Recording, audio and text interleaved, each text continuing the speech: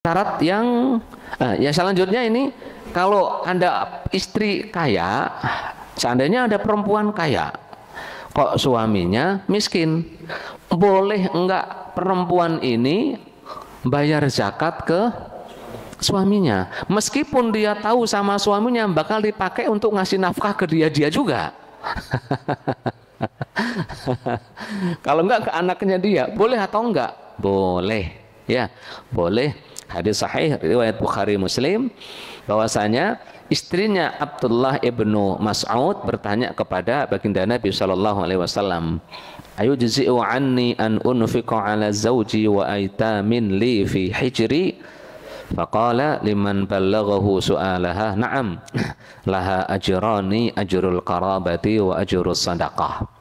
Jadi Zainab istrinya Ibnu Mas'ud itu dalam suatu riwayat ngirim utusan untuk bertanya kepada baginda Nabi, boleh atau tidak saya membayar zakat untuk suami saya? Kata baginda Nabi, boleh, dapat 2 pahala. Pahala bayar zakat dan pahala menyambung kekerabatan. Masya Allah ya, beruntunglah kalau punya suami istri kaya. Beruntung apa enggak kira-kira Pak Teguh? Hah? Ya enggak tahu ya kalau kayak gitu ya. Enggak tahu. Nah, kayaknya kita di sini sama aja, mirip-mirip gitu ya. Nah, suaminya yang rezekinya dari perantara suami. Ala kulli hal yang penting cukup, alhamdulillah. Mau istrinya kaya atau miskin, kalaupun kaya tapi enggak solehah, ya enggak bahagia suaminya. Apalagi wis miskin enggak solehah, lebih merana lagi itu. Ya mau kaya mau miskin semoga taat dan solehah.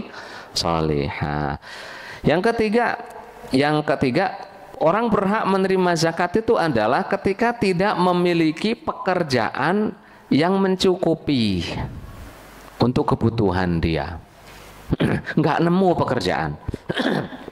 Kalaupun nemu pekerjaan, ini pekerjaan enggak mencukupi. Anda pekerjaan ini enggak mencukupi untuk kebutuhan, masih boleh menerima zakat. Artinya seandainya Anda orang ini malas, kerjaan ada, dan kalau dia mau kerja cukup untuk mencukupi dia sekeluarga, enggak mau kerja, mau ngandelin zakat, enggak berhak. Ya. Dalam hadis riwayat Abu Dawud, Tirmidzi, Rasulullah SAW bersabda, la tahillu sadaqatu li ghaniyyin wala lidhi mirratin sawi, wa fi riwayatin wala lidhi quwwatin muktasabin. Tidak halal zakat bagi orang kaya, tidak juga untuk yang memiliki kekuatan dan mampu untuk bekerja. Mampu untuk bekerja dan pekerjaannya bisa untuk menghidupi dia.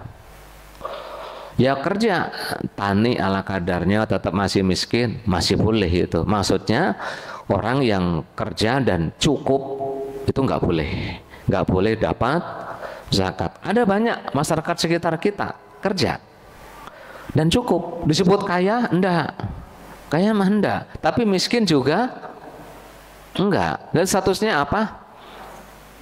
Ya cukup, keluarga cukup. Kaya mah, kalau kaya itu kan berarti lebih gitu ya, namanya kaya itu berarti lebih. Nah ini cukup untuk membayar sekolah anak-anak ya cukup, makan ya cukup, apa sandang pangan papannya semuanya cukup, berarti tidak boleh menerima zakat. Baik, kemudian yang keempat adalah yang berhak menerima zakat mereka-mereka yang bukan Bani Hashim dan Bani Muttalib. Bani Hashim dan Bani Muttalib. Bani Hashim itu ya anaknya Hashim ke bawah. Nabi termasuk Bani Hashim. Iya, keturunan Nabi, keturunan Al-Abbas itu jadi syarif, jangan disebut syarif, ashraf atau sayyid, asyad, itu enggak hanya keturunan Nabi. Jadi semua keturunan Bani Hashim dan Bani Muttalib. Imam Syafi'i itu Bani Muttalib. Al-Imam Al-Muttalibi. Nah, kenapa? Rasul bersabda, innama banu Hashimin wa banul Muttalibi syai'un wahidun wa syabaka baina asabi'ihi. Hadis riwayat Imam Bukhari. Jadi suatu saat baginda Nabi itu ngasih yang dari Bani Hashim dan Bani Muttalib. Bani-bani yang lain nggak dikasih, pada protes. Kok saya nggak dikasih, kita kan satu keluarga.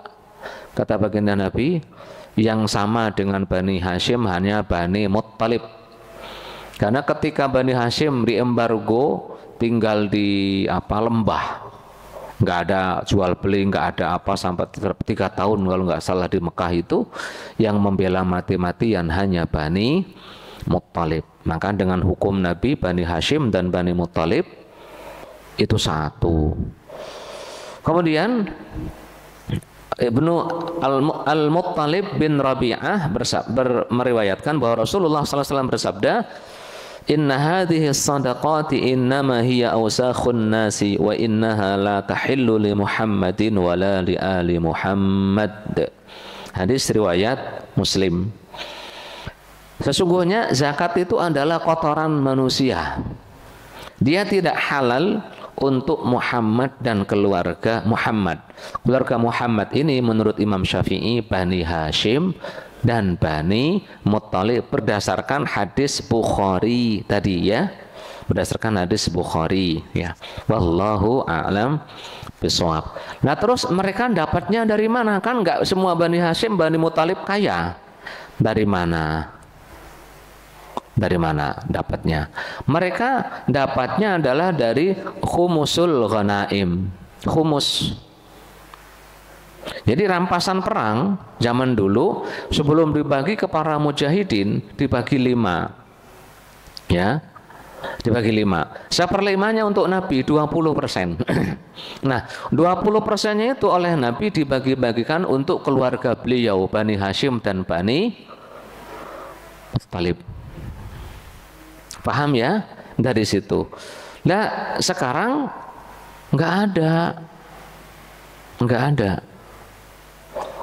ada khumusul ghanaim. Adanya dari mana? Kalau negaranya mudeng, maka mereka dapatnya dari mizaniyah daulah, kas negara. Dari kas negara.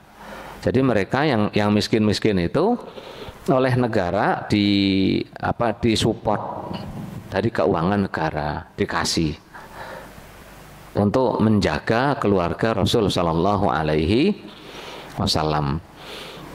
Nah, cuma semakin kesini kan ya perkara-perkara nasab intisab bernasab ke Nabi itu perkara yang dari zaman dulu tuh menjadi polemik. Saking istimewanya banyak yang sebenarnya nggak nyambungin diri sendiri. Yang penting model ada muka-muka Arab dikit lah gitu ya, meskipun agak pesek juga kadang nyambungin sendiri, kadang-kadang seperti itu. Jadi ya siapapun yang ngaku keturunan Nabi secara hukum asal gak boleh menerima zakat dan gak boleh menggunakan status pengakuan keturunan nabinya tadi untuk mengambil keuntungan duniawi, nggak boleh. Karena Nabi itu cenderungnya ngasih, bukan malah minta.